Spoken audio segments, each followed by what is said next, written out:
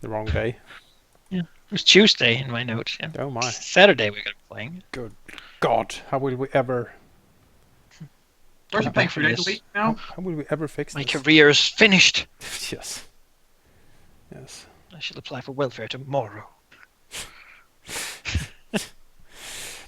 Hitbox is still being weird, recording-wise to me. I don't know why it's doing what it's doing. I might just permanently move on to YouTube Premium. at this point. Yep, that might I be. mean, that's what YouTube wants. They're It's streaming to YouTube was fine, but now like going here is like, whoa, there's something weird.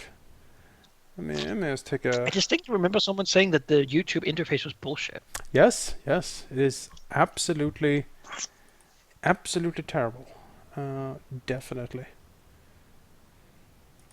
I'm just gonna take a look at my stream settings here because it's certainly giving me warnings and dropping frames. But then again, if the sound is fine, then it doesn't matter because it's just gonna be a still picture for a moment now. Yeah, what picture are you gonna get for it? Well, if you look at the stream, well, you can't. I just record.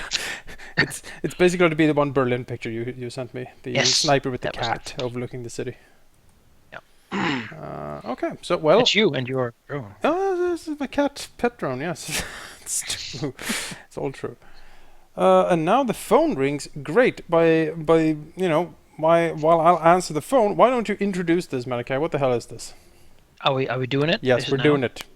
Hello? Hello? Hi. Yes, we're live. Testing. Go. Yes. Yes, hello. Hello, everyone. 2 people, however many. We're just coming on here with a little bit of an untraditional, whatever you would say, pre-stream for our Friday sessions to announce that from tomorrow and until an indeterminate date, I, personally, will have the great honor of being a storyteller for a team of Shadowrunners. We're going to play Shadowrun every Saturday at 8. We will be using a system that is not the traditional Shadowrun system. We'll be using a hack for Blades in the Dark and an in-development system that's currently not done. So there might be some rule changes as we go forward. We'll be using the world of Shadowrun as the setting, and we'll be using it as it exists in 2077, meaning it's pretty up to date. I'll be taking huge lore-breaking liberties with the setting because it's so absolutely massive that I couldn't possibly know everything. And so some things I'm going to simplify or simply make up because my players as well as I are not incredibly familiar with the many books and novels written about it. So if you watch and you notice some things being different, just go with it. Mm-hmm. For those who might not know what I'm talking about and what Shadowrun is, in short, it is a science fantasy system. It suggests an alternative timeline from the one we currently live in the real world. It takes place on Earth. The timeline diverts from our real-world timeline in the 1990s, and, well, it's a rather long story, to be honest, the next small 100 years. But to say a few things that are different would be that the world is, as in many post sort of edgy sci-fi genres, it is a world dominated by huge corporations, world-spanning ones. Humanity has split into several subspecies of humanity, and racism is everywhere. A dragon was briefly elected president. Humans all over the world have begun using magical powers, and we know of at least one interdimensional insect invasion. Our players will be in the center of all this mess, though interacting with it on the periphery of the big movers and shakers, because they will be Shadowrunners. Shadowrunners are, in short, an elite criminal mercenary group, or they are each their own group at least, working for what is often anonymous interests to earn themselves a good big paycheck and a reputation to match. So yeah, I hope you'd come enjoy that with us. Yes. Well, that's great. Isn't it? I think so. Yes. I look forward to it a lot. So yeah, the special thing with Shadowrun is that it's all the magic, basically. Like it's cyberpunk, and then someone said, "Why don't we add like D&D to this?" What if in 2001 or thereabouts, dragons climbed out of lakes and the ocean and just appeared in places? And what if one of them then gave an interview for several hours discussing the implications of dragons appearing? Yeah. It's a system that certainly does not apologize for being, at the face of it, a bit ridiculous. When you say these things, it really sounds kind of silly, doesn't it?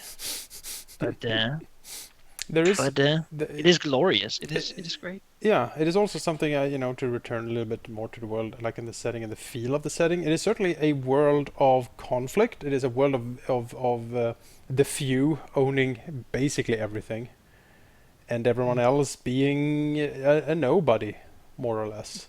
You have like these incredible mega corporations who basically run everything. I am actually a bit unsure how like nations compare to the megacorps in the current setting. Like, are the nations more marginalized now, or has the megacorps taken over completely, or are still nations like a relevant actor? Well, when we speak of nations in Shadowrun, it depends a lot on which nation, as they are very different from one another.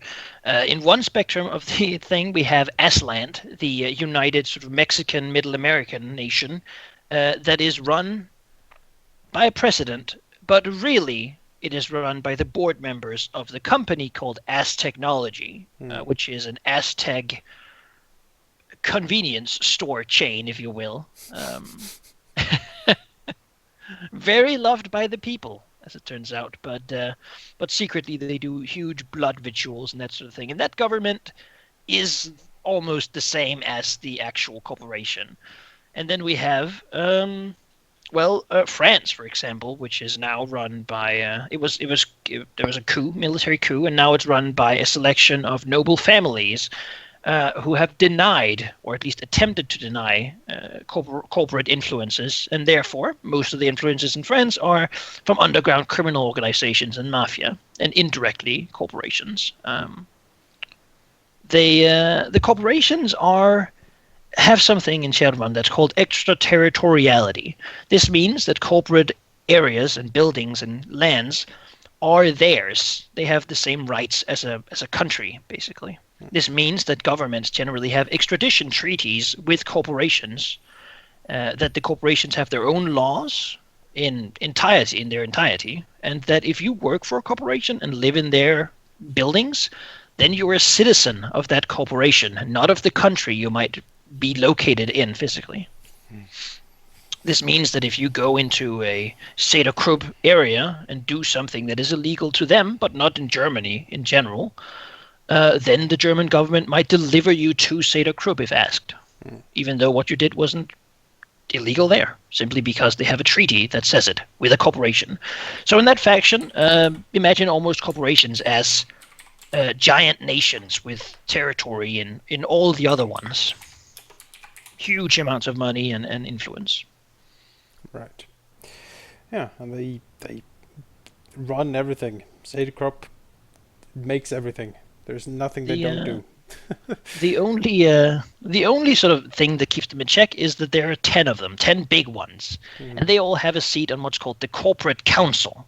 This is a council of all the corporations that the nations of Earth sort of have to adhere to. When they are known to have the kind of power that when the question of whether meta-humans could get married to humans came up, it was the corporate council that decided that yes, they could. And all nations on Earth simply had to adjust to that fact. So that's sort of the power the council has when it can agree on something.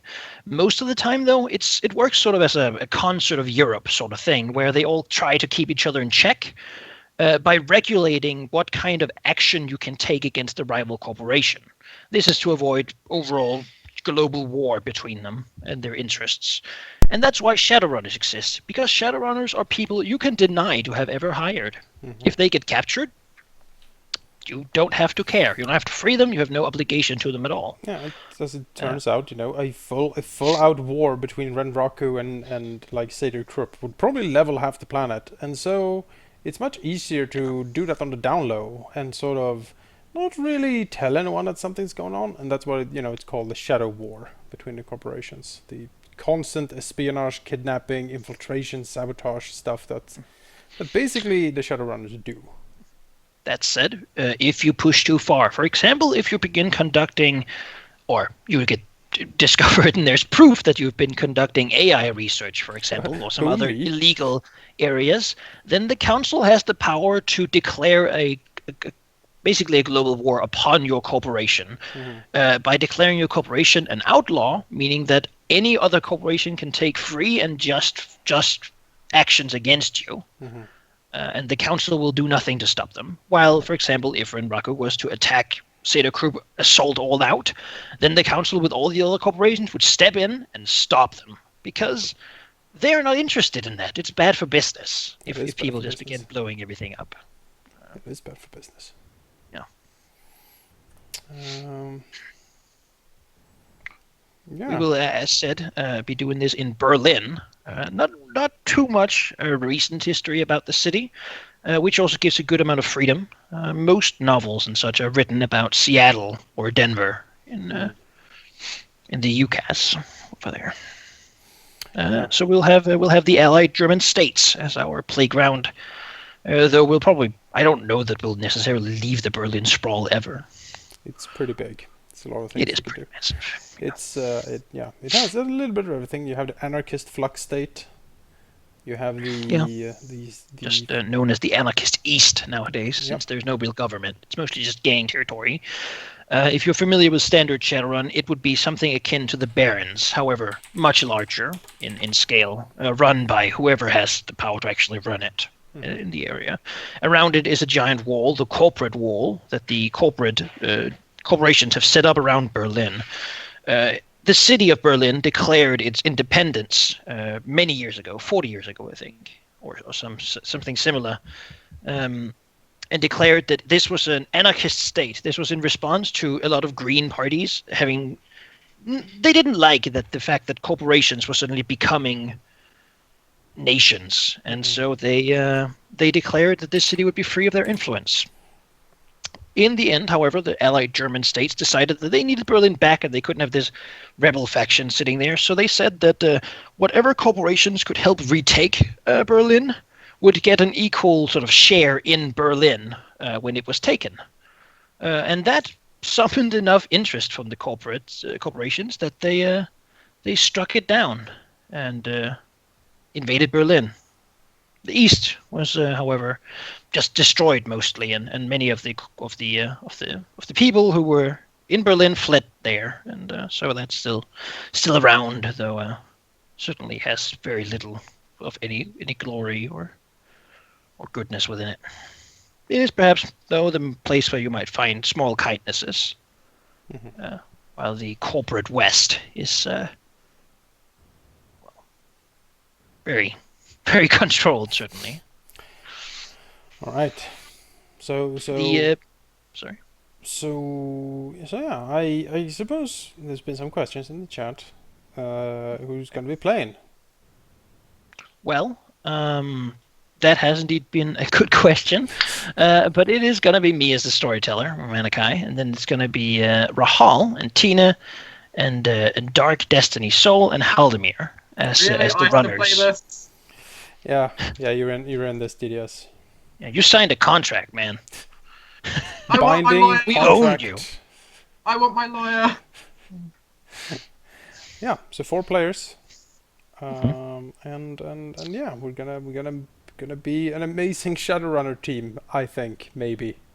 Things are gonna be great. You're giving us too much credit, Jonas. Oh boy.